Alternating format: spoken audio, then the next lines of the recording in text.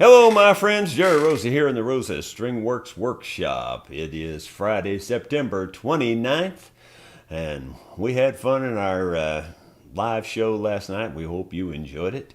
Hope you were able to tune in on it live. We had a lot of fun with a whole lot of good people there playing some good fun music.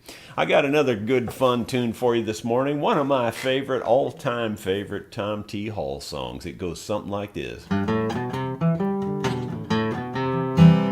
I remember the year that Clayton Delaney died. Well, they said for the last 2 weeks that he suffered and cried. And it made a big impression on me, though I was just a barefoot kid. Well, they said he got religion at the end, and I'm glad that he did. Clayton was the best guitar picker in our town. And I thought he was a hero, so I used to follow Clayton around. And I often wondered why Clayton, who seemed so good to me, well, he never took his guitar and made it down in Tennessee. Now, Daddy said he drank a lot, but I could never understand. Well, I knew he used to pick up in Ohio with a 5-piece band. Clayton used to tell me, son, you ought to put that whole guitar away. He said there ain't no money in it, it'll lead you to an early grave. Now, I guess if I'd admitted Clayton taught me how to drink booze, I can see him half stone picking out the sick blues. And when Clayton died, I made him a promise that I was gonna carry on somehow, and I'd give $100 if he could only see me now. Yeah, I remember the year that Clayton Delaney died. Well, nobody ever knew it, but I went out in the woods and I cried. Now, I've known a lot of fine preachers who know a lot more than I do, but it could be that the good Lord likes a little picking too.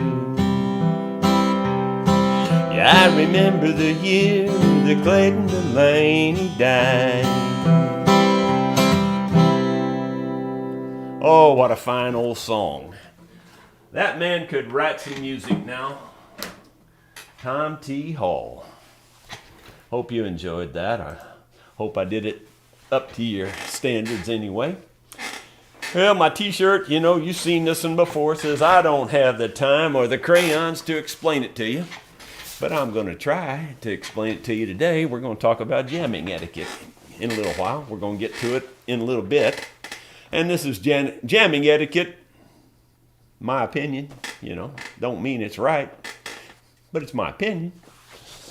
Let's see, we had 98,306 subs today. That we grew by a little over 100 subs since yesterday morning. That's not bad. Some channels I see them grow by 10,000 in a day. We grew by 100. Hey, we're similar.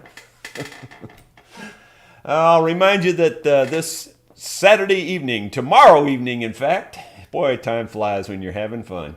We'll be at the Lyric Live Theater in downtown Newburgh. I mean, it is a booming place. I think it's funny that Newburgh has about as many taverns as it has churches, and it's got quite a few of both. It's pretty crazy. And that's all it's got. I don't think it's got it's got a post office, and it's got this Lyric Live Theater that it's been struggling for years to stay alive, but it's a cool little theater, and I hope you'll come and join us down there if you can. at halftime, we go over to the Houston House, which is an old hotel, and it's just like it used to be back in the 1800s. It's just an old hotel, and we go over there and we have some desserts and snacks and things, and a little few soft drinks and coffees and things, and then we go back and we play another set. So it'll be a fun time if you can make it. Mountain View, Arkansas, just a jamming party down in Mountain View. That whole town, if you don't know, is just kind of committed to music. There's jamming on, lots of corners and just people just sitting out on porches and jamming and just different things. There's gazebos that they have set up just for jamming. And we sometimes are at those gazebos, but sometimes we're just down at a local campground and just sitting around campers. So if you're interested in coming down there and joining that fun, again, that's October 19th through the 22nd. Just send me an email, and don't worry if you haven't received a reply yet. That's just because I haven't done any of that replying yet. I will get back to you with a text number where you can get a hold of us while we're down there. Let's see here. Did I do this correctly this morning? This is just outside my door today. Well, here's the view outside the door this morning. A little light, wispy fog out there in the valley. Looks really beautiful. There's a horse down there in the riding ring you can see. And the walnut trees are always the first ones to lose their leaves in the fall. And it's no different this year. The old dump truck is still waiting for me to get busy, and I guess I'll have to do that before long. But I'm also back on the water wheel thing, and it's a big mess, and I really have a lot to do there, more than I thought I did. So I got my work cut out for me for a while. For the moment, I'm just going to enjoy this peaceful view.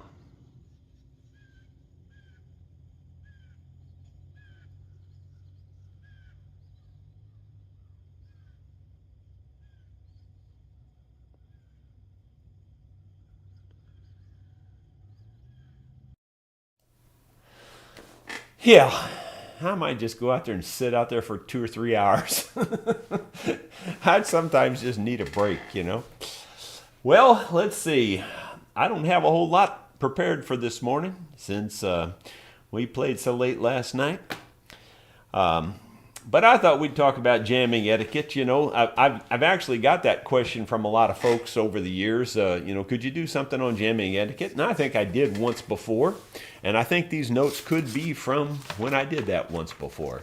I just happened to be, doing some cleaning around here in the shop, and I found these notes again. And I thought, well, it's time to go over them again and just talk about it. And you can discuss it. If you got other ideas or tips, or if you disagree, feel free to say so. I don't have a problem with that. These, like I said, this is just kind of my opinion or my take on it. I'll just give you a little bit of background. When I first started learning to really play with people, I was about 28 or so, and you've already heard me tell the story about the mandolin where my uncle walked up on me and, said what he said.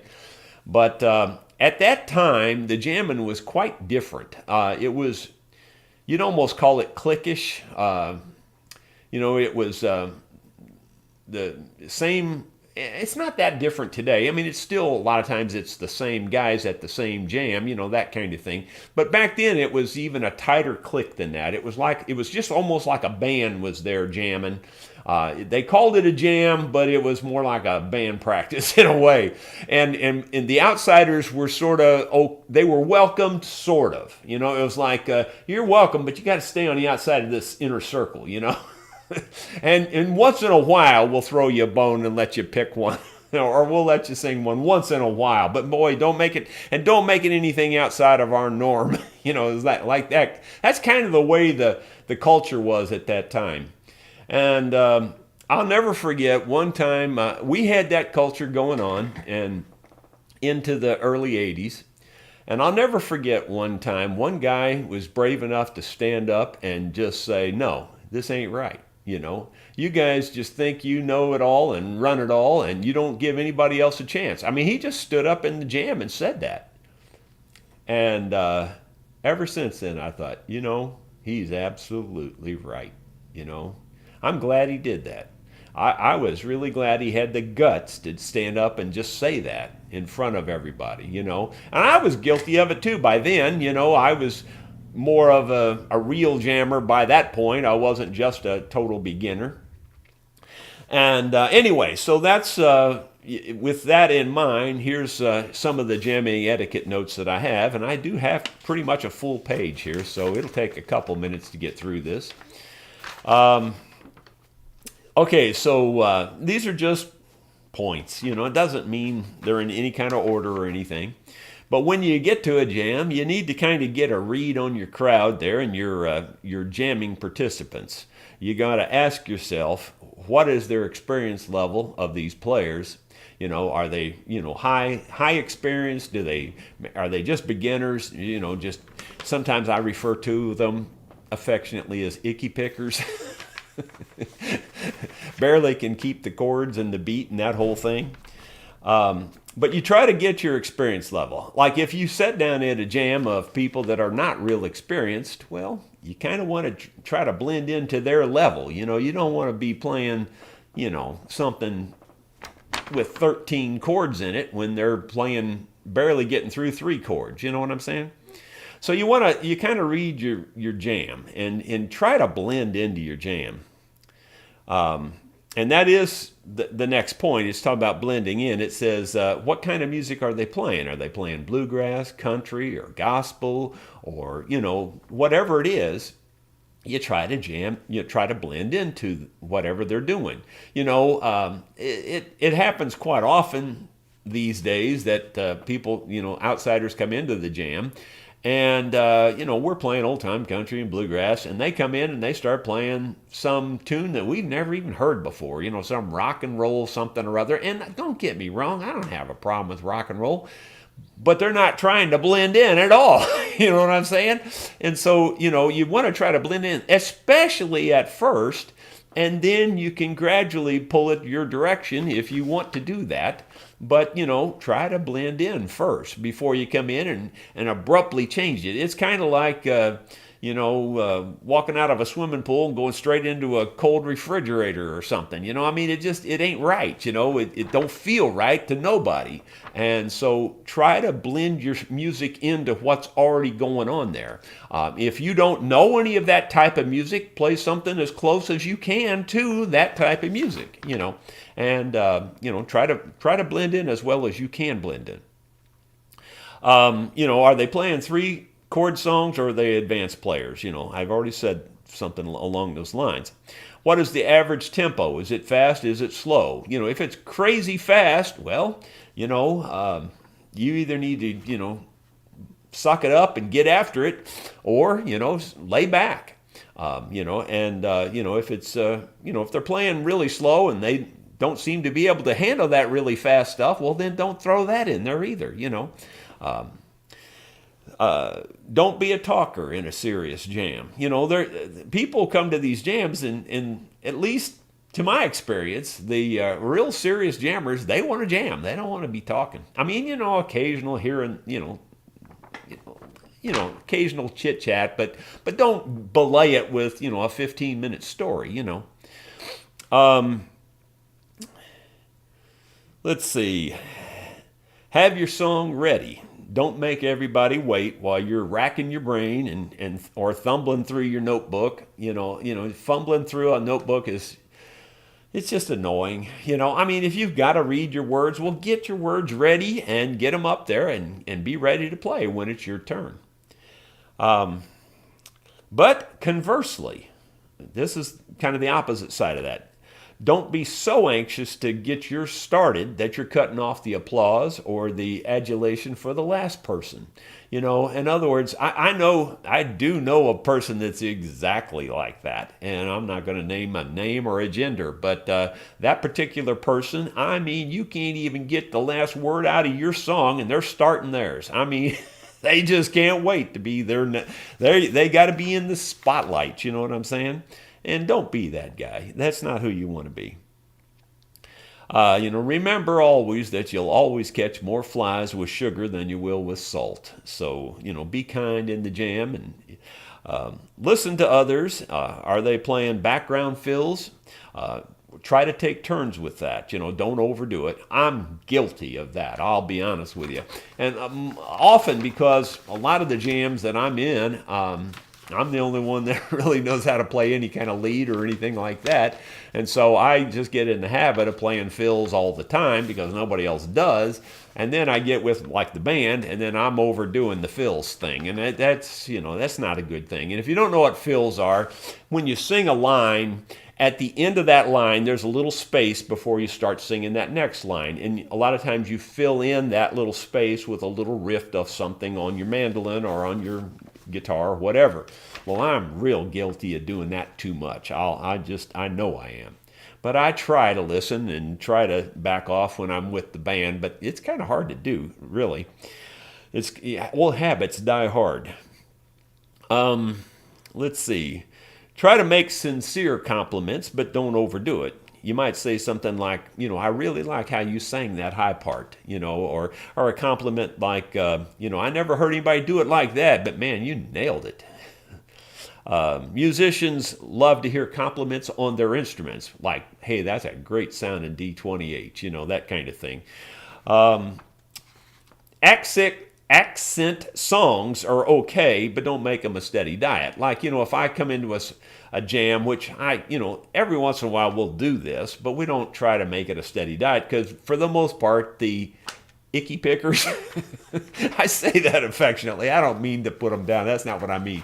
I just mean the guys that haven't learned how to really play. They have to set out when you throw in, what I call an accent song, one that, kind of is a little different flavor, a little different chord progressions and things like that.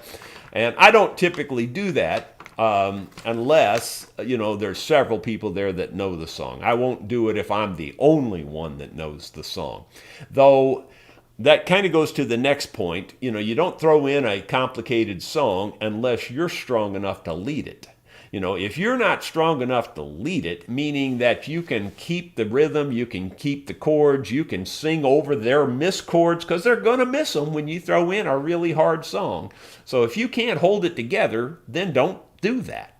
It's just that simple. Just don't do it. You need to be able to hold it together.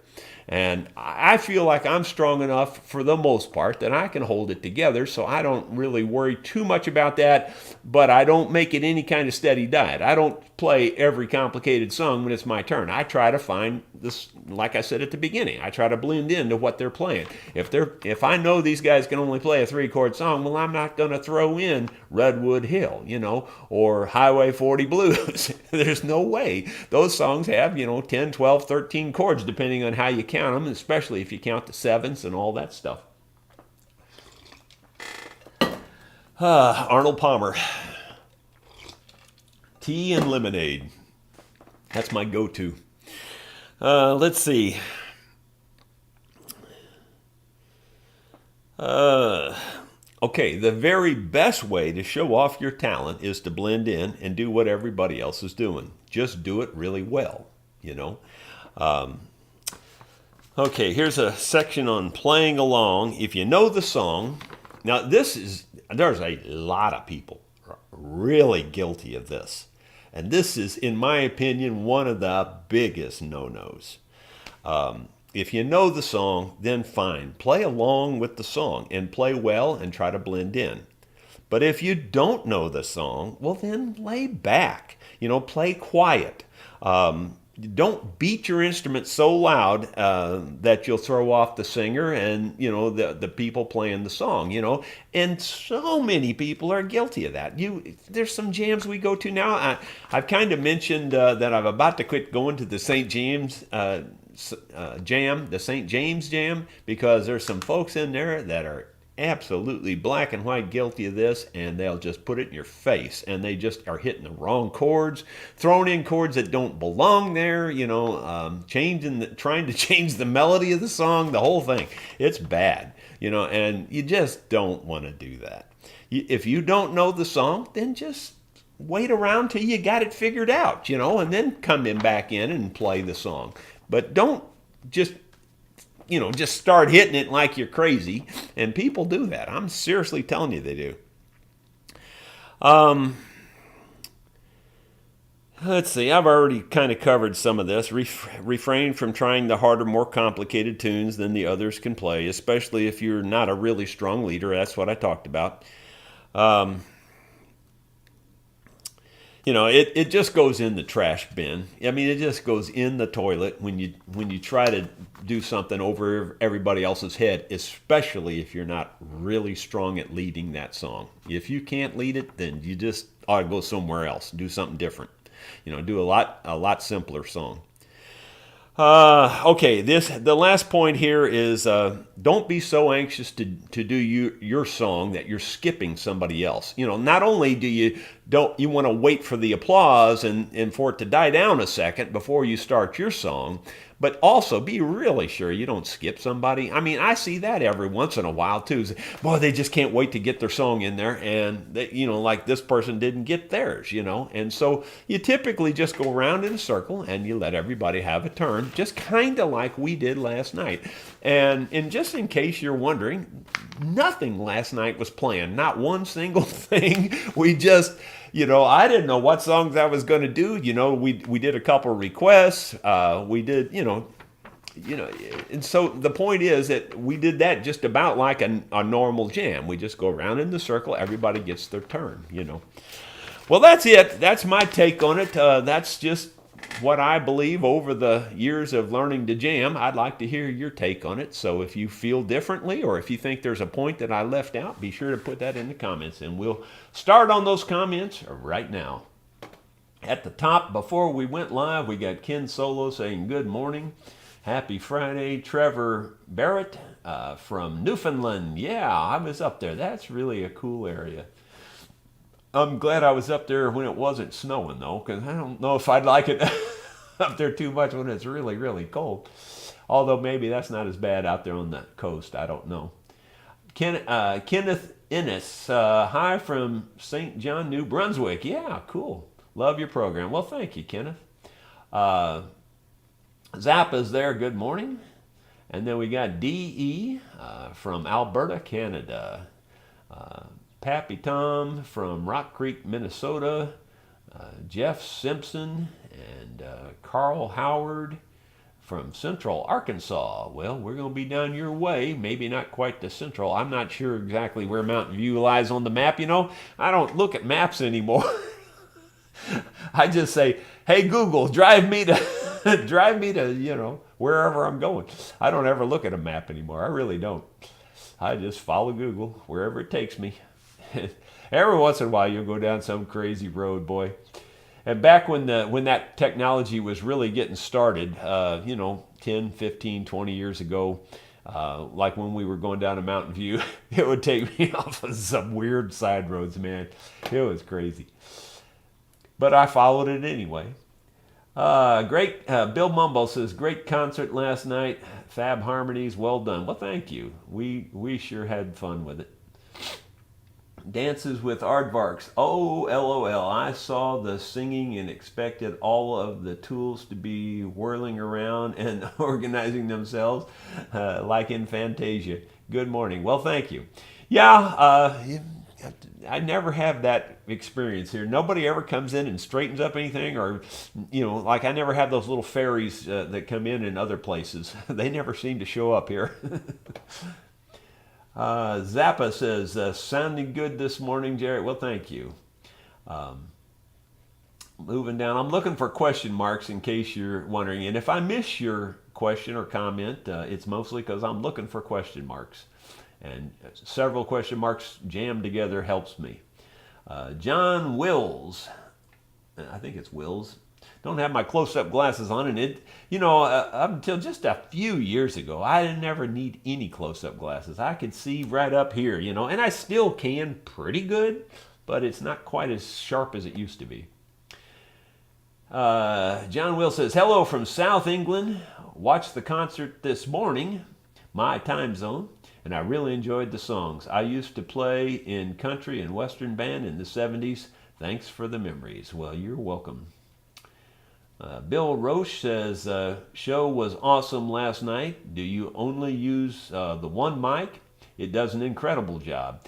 Yeah, you can The thing about using multiple mics, if you're not really familiar with sound, is you can really screw that up easy. I mean, like if one guy's really loud, that's all you hear. If so, and then you got to have a sound guy, to really be listening to all of that and listening through the headphones or something so that you can tell if it's blending or not.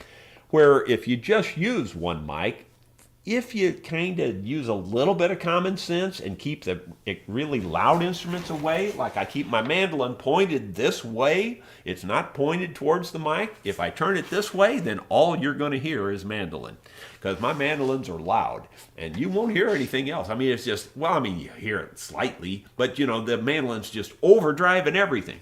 So if you use a little common sense and try to strategically put people where they belong, like you notice this time we put Beverly in front of the mic versus Gary. Gary was a little loud the last time. So we put Beverly there. The banjo's pretty loud. You don't have to really have that too close to the mic. The bass really does come through for the most part. That depends on the bass, depends on the player, and that whole thing too. And all of it always depends on things. But that's what you try to do. You try to use a little common sense and you mix it to the one mic as best you can. Then at least you don't really get any big surprises for the most part, where if you just do them, I'll tell you an example of this. And some sound men just absolutely suck canal water. I'm seriously telling you. We played a big show. It was a big deal over in Illinois, and I can't even remember what the occasion was, but there was a lot of people, and we felt lucky to be invited to play. Well, we get up there and we do our thing, and quite honestly, at that time, I had a guy that thought he could sing baritone, and he wasn't very good at it, to be honest with you. But we always, when we mixed the sound, I did the mixing, so I pretty much always kept his mic lower because he wasn't that good at it. And so that would kind of underpin him under there a little bit, and you could hear him, but it was blended better. Well, guess what? That particular sound man on that particular day at this great big event had his mic louder than my mic, which was the lead. Oh, it was horrible. It was absolutely pitiful, horrible. So the individual mic thing is not all it's cracked up to be unless you know what you're doing and you got somebody there to run it. It's way better with one mic when you don't have that. And we don't have that here. It's just easier to do one mic. And as I always say, simple is always better. It's always better.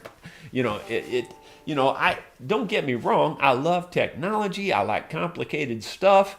But, so often, even in the complicated stuff, there's a simple way to approach it and simple way to handle it. And this is one of those deals. This can be very complicated. It can be very technical, very, I had a sound system, a sound recording studio. I recorded a lot of gigs and a lot of things for people, a lot of albums, and made national news a couple times with it.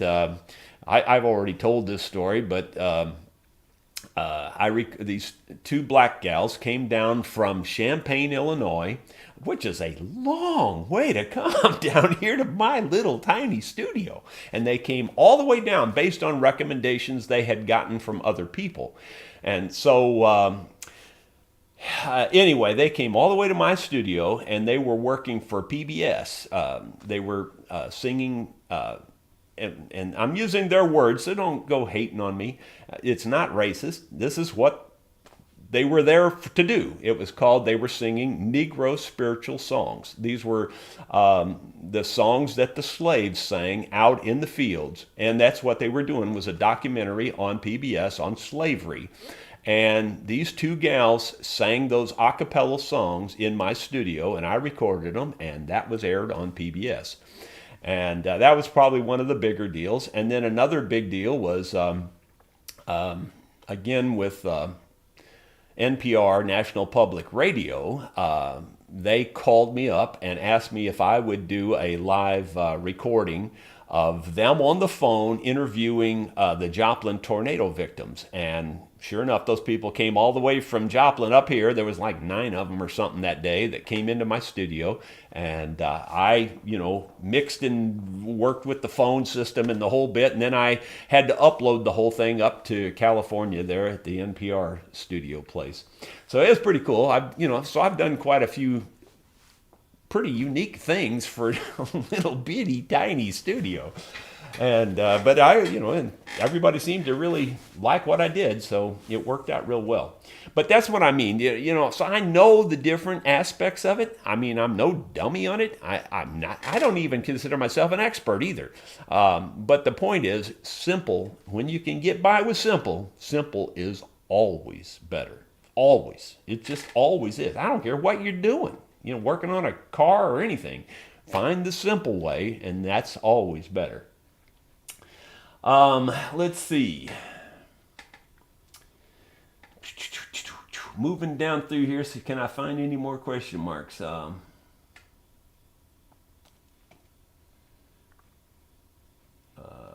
trying to remember where I can't find where I left off. Where was that question about the single mic? Doggone it. I don't see it. But anyway, I'm going to start. It looks like Carolyn Fikes got a long comment there, but I don't know if there's any questions in there.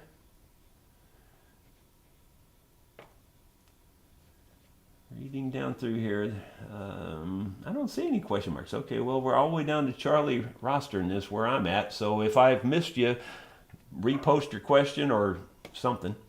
Charlie Rostern, hey Jerry, would you be suitable for a carved top? Would you, not you as in you, but you as in the would you, be suitable for a carved top on a mandolin? I know it's technically a softwood, but I wonder if it's too hard. I don't know a lot about you, but I know that they used to make bows out of it, and if they made bows out of it, I'd say it's too hard for a top. Might work for a back, maybe. Again, my test is holding up a quarter sawn piece of it, tap it on it. If it rings, you could probably get by with it. But on a top, I prefer the tops be soft. And softer is better, in my opinion. Don't even try to go toward the hard side, because you're going to get a harsher sound. This guitar, and I think it's got an awfully good sound, is a redwood top guitar. You can't hardly go wrong with redwood. That's a softwood. You can't hardly build a bad guitar with redwood or with western cedar. Now spruce is a little bit harder. And the reason they use spruce is probably for the durability, more than any other reason, probably. Because it's so easy to crack redwood, it's so easy to crack western cedar.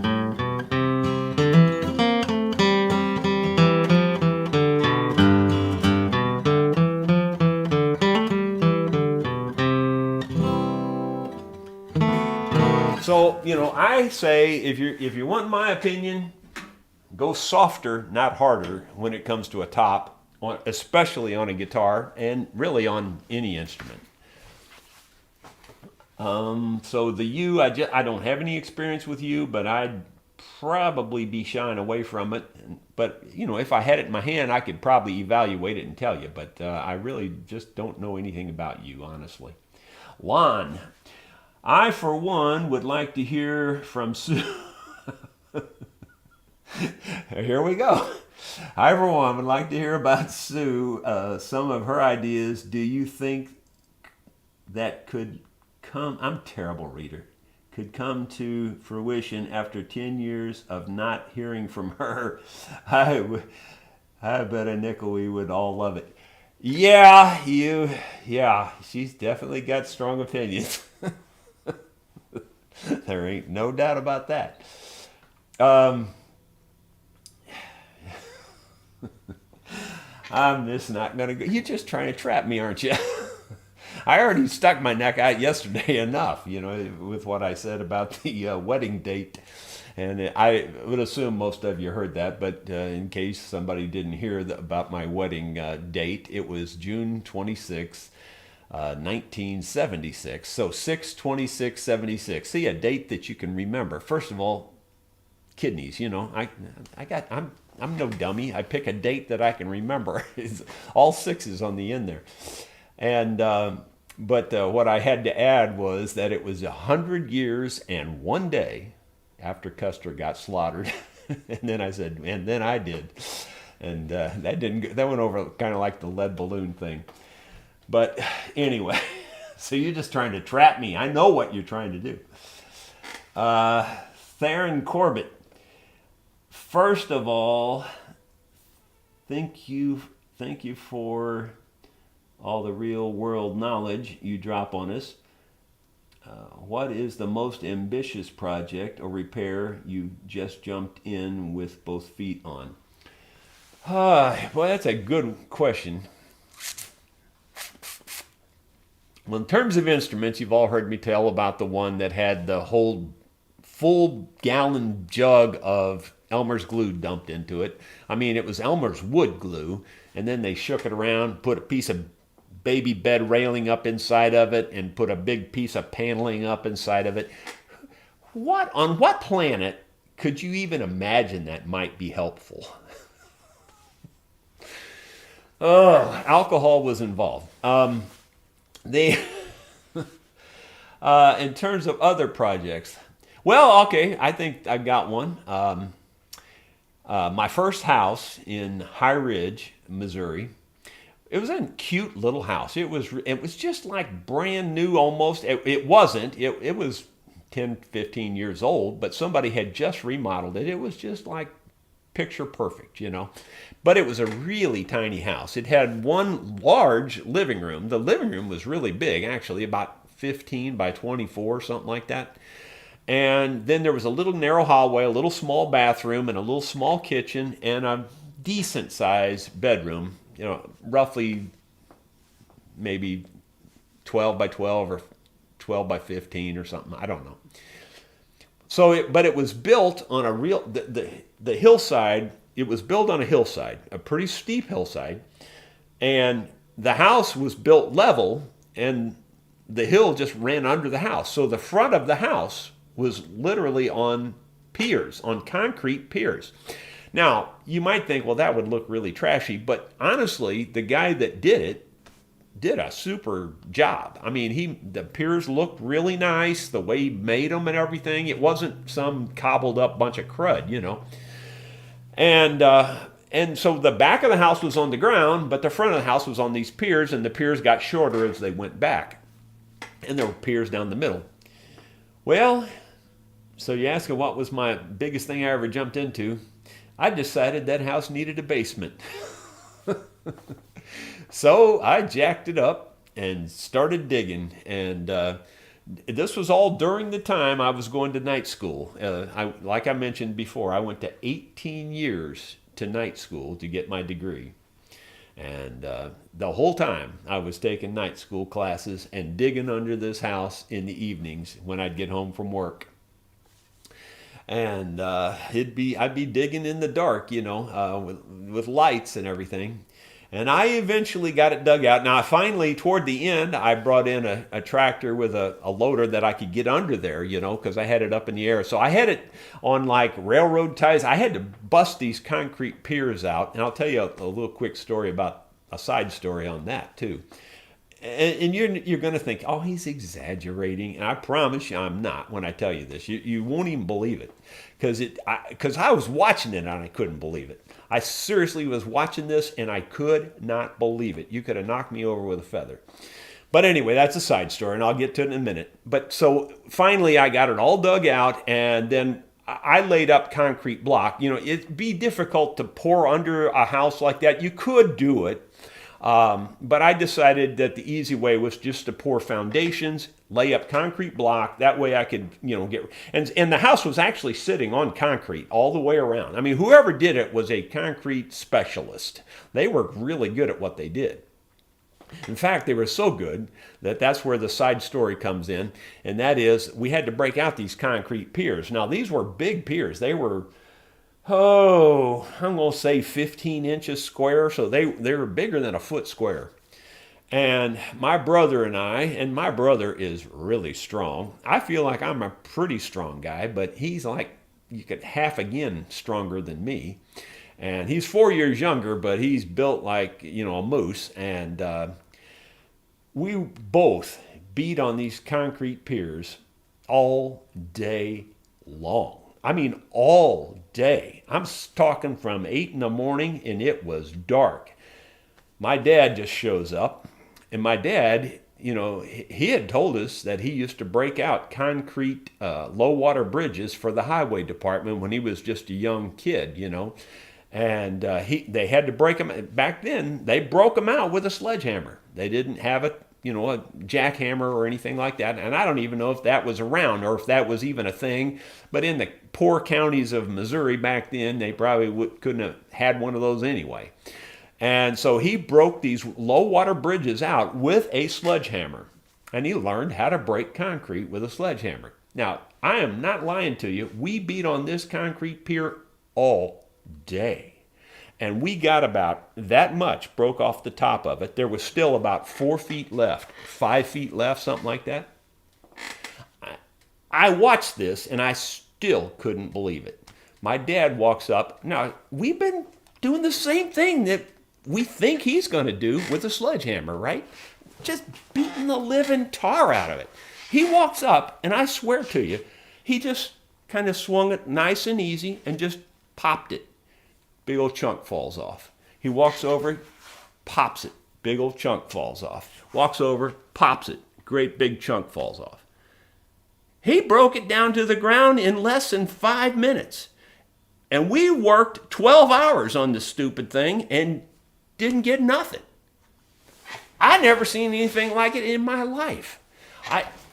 To this day, I don't know how he did it. I tried doing what he did, but it didn't work for me. I don't know how he did it. I wished it was on camera so you could have seen it. It was the most amazing feat of any kind of thing I ever saw in my life. I never seen anything like it. It was absolutely crazy. But I guess that was the biggest, most ambitious project I ever did, was jacked up my house and built a basement underneath it. And no kidding, it wasn't 6 months after we were finished, and we finished the basement, insides of it, made really nice bedrooms and really nice. And it had a walkout, because it was on that steep hillside, it had a walkout basement out the front. It was really beautiful, really. It really turned out very nice. And the first person that looked at it bought it. And we had it priced too low. We made more than 4 times our money on the place, but we had it priced too low. The very first person looked at it and said, yep, and paid us exactly what we were asking, didn't even try to Jew us down at all. So anyway, there you go. I guess that answers that question in the long, long-winded way.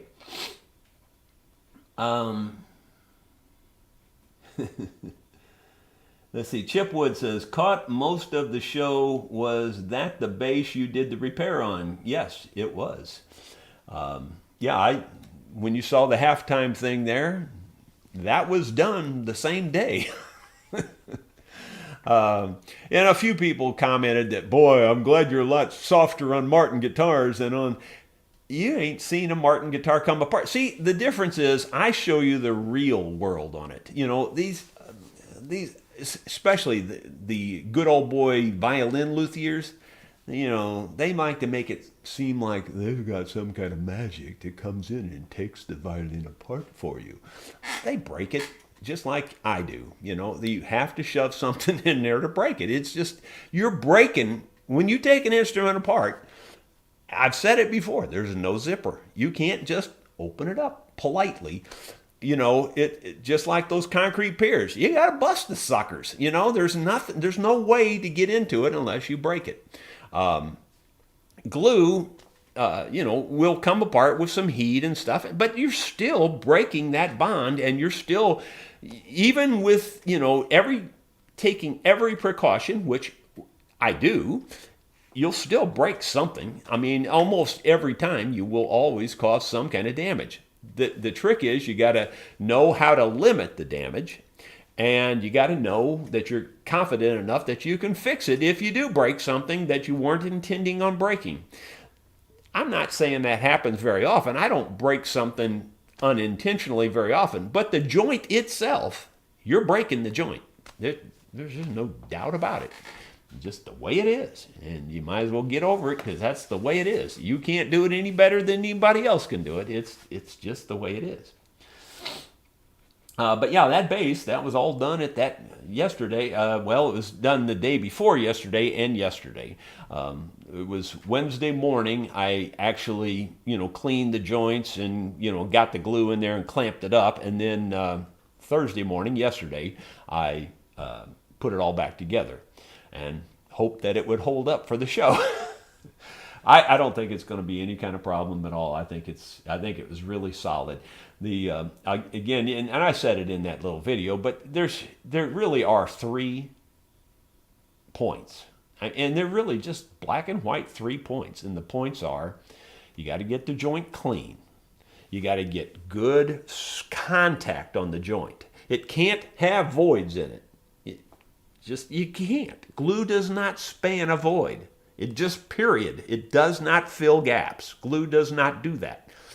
And that's what people say, use epoxy. Well, epoxy's not glue. I don't care what anybody says, it's not glue.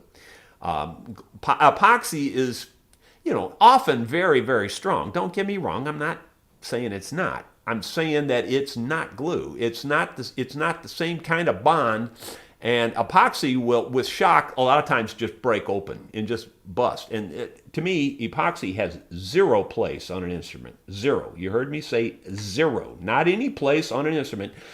And then I'll give you my caveat exception, and that is if you just need to fill a hole or something like that, well, fine, use epoxy. That's fine. I don't have a problem with that. But don't glue stuff together with epoxy.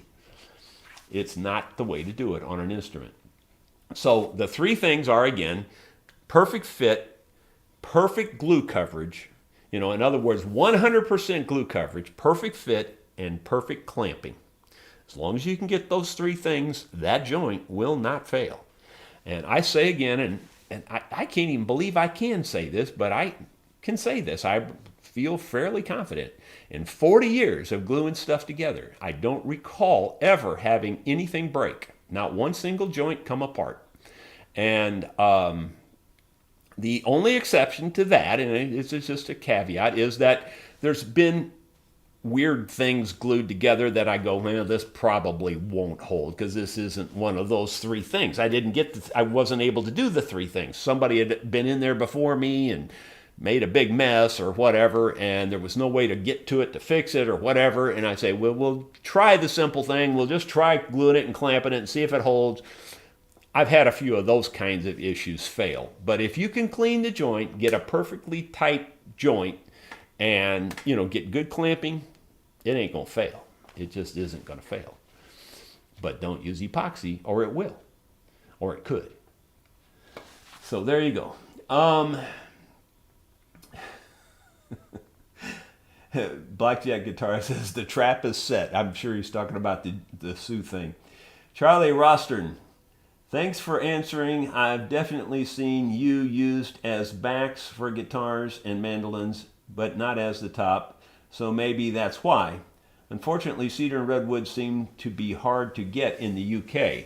Yeah, spruce, a few pines could be done, but boy, like for instance, as an example, yellow pine is considered to be a softwood, but it's as hard as oak, especially once it dries out. So yellow pine would not be a good option for a softwood. So there are some in case you don't know, softwood and hardwood are misnomers. They're misleading in the way, you think of softwood. Well, it's going to be soft. Hardwood, it's going to be hard. Well, it's not exactly like that. Really, softwood means it keeps its foliage, green stuff, all winter long. That's what softwood means.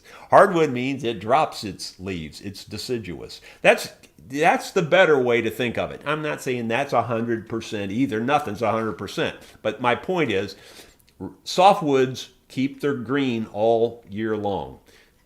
deciduous trees are hardwoods, and they don't keep their leaves or green stuff all year long. That's the way you have to think of soft and hard. It's what kind of leaves do they have? Now within that, there are some hardwoods that are extremely soft. Mahogany being one of them. So sometimes people use mahogany for a top. Now me personally, I still think that's too hard. I wouldn't do it. But some people do that. On the other side of the coin, on the softwood side, you got the pine, like yellow pine. It's a softwood, but it's not a soft wood. It's very hard wood. So and you got, balsa is considered a hardwood, I believe. It's incredibly soft. So you can't go by hardwood, softwood. You got to go by what really is going on with the wood itself. And anyway, so there you go. I hope that explains something for somebody.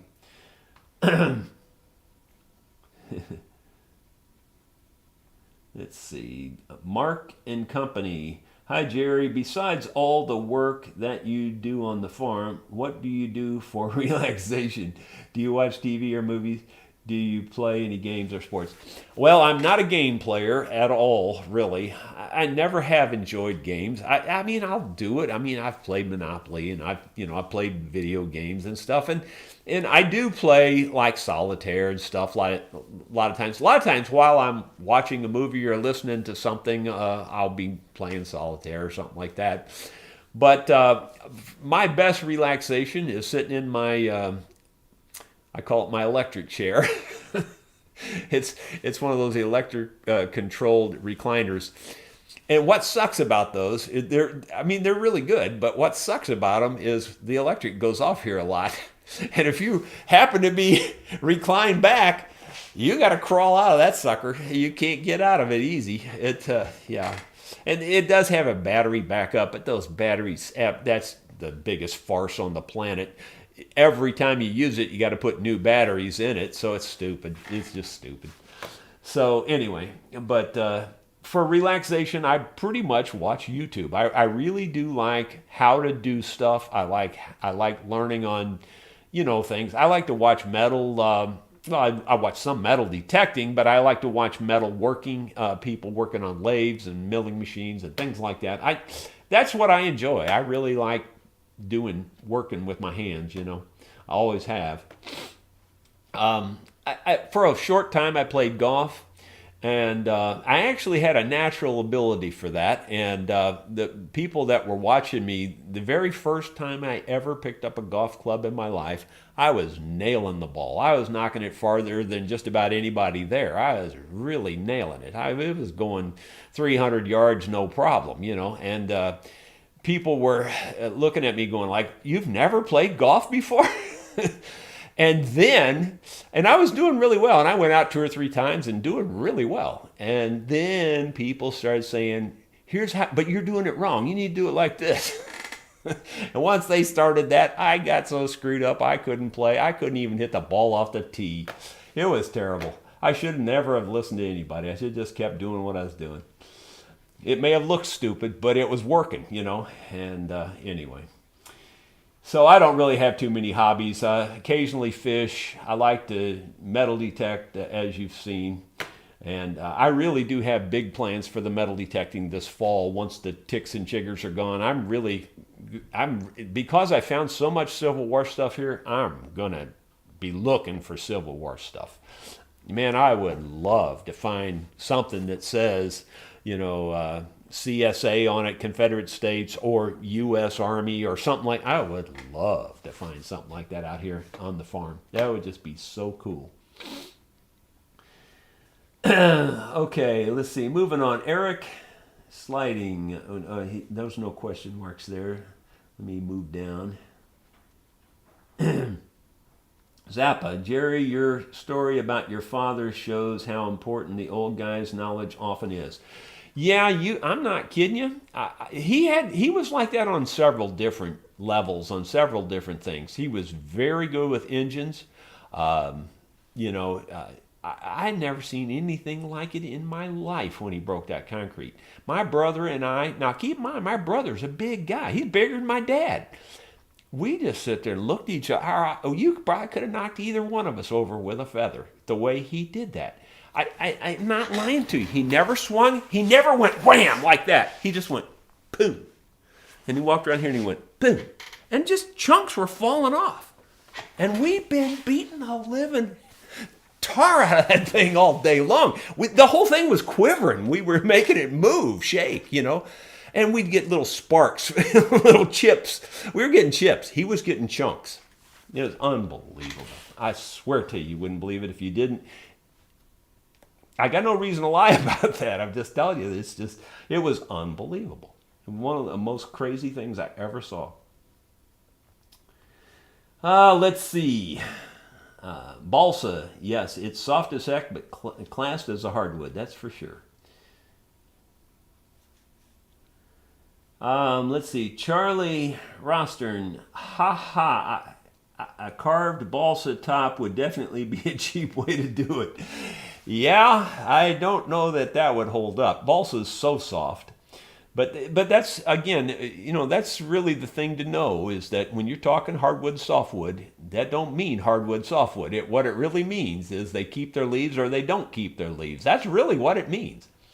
And, 99% of the time, that's what it means. I'm sure there's exceptions to that, but not very many, really. Let's see, Zap.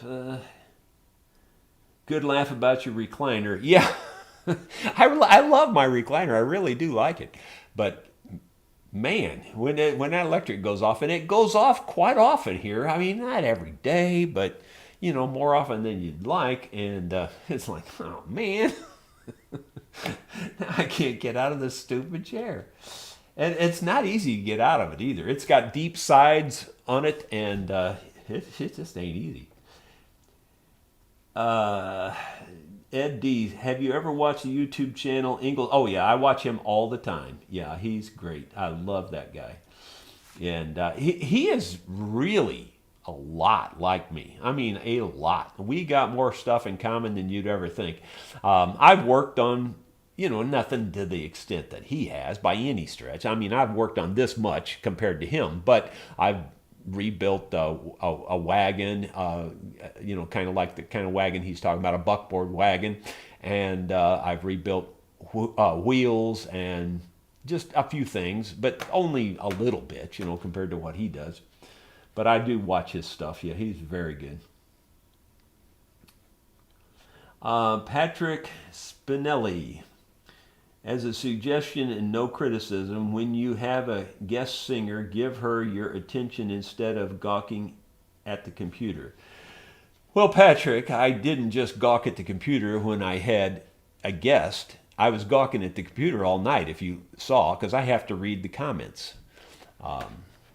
It's just the way it is. I don't have somebody here to read the comments for me. But, I play the music and do the same things that I do with them as I do with anybody else. So in my opinion, I gave them full respect. But, they know I have to not only do the music, but run the computer.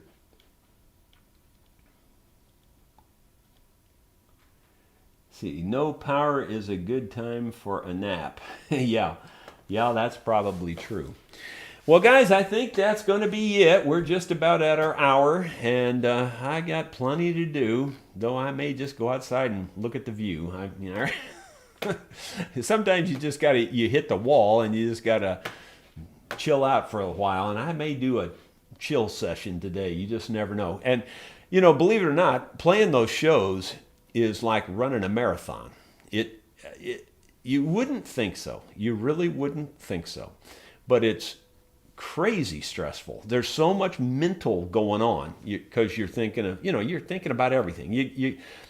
True multitasking probably really doesn't even exist, but as close to multitasking as you can get, that's what you're doing when you're playing a show like that. You're playing your instrument, you're trying to stay in time, you're trying to remember all the words, sing the words, you're trying to figure out who's taking the next break, who's doing the fills. There's a gazillion things. And it's just total mental stress the whole time. And when I say stress, it's stress in a good way. We enjoy it, we love it, but it's, but it is a stress. It's a type of stress. And when you're done, you really are done. I truly can understand. I mean, I don't condone it and I wouldn't do it, but I truly can understand how these performers that are out on the road and they're every night doing this and trying to put on the best show they can put on. I can see how they get hooked on drugs and all kinds of things to help them sleep, to help them, relax and that whole thing. I can see how that happens, but yeah, it ain't a good thing when it happens. That's for sure. We'll see you guys probably Monday. I think I'm not even sure how I'm going to do this yet. I may release that same version of that bass video, or I might release the longer version of the bass video, because I have about a half an hour version. That was a 15-minute version. I'm not sure the half-hour version really adds anything to it, to be honest with you. So I'm not really sure. But I'll try to release something on that particular bass thing this weekend. If you've already seen it, you won't need to watch it. But on the other hand, I do want to go ahead and put something out this weekend. We'll see you Monday for sure, if not sooner.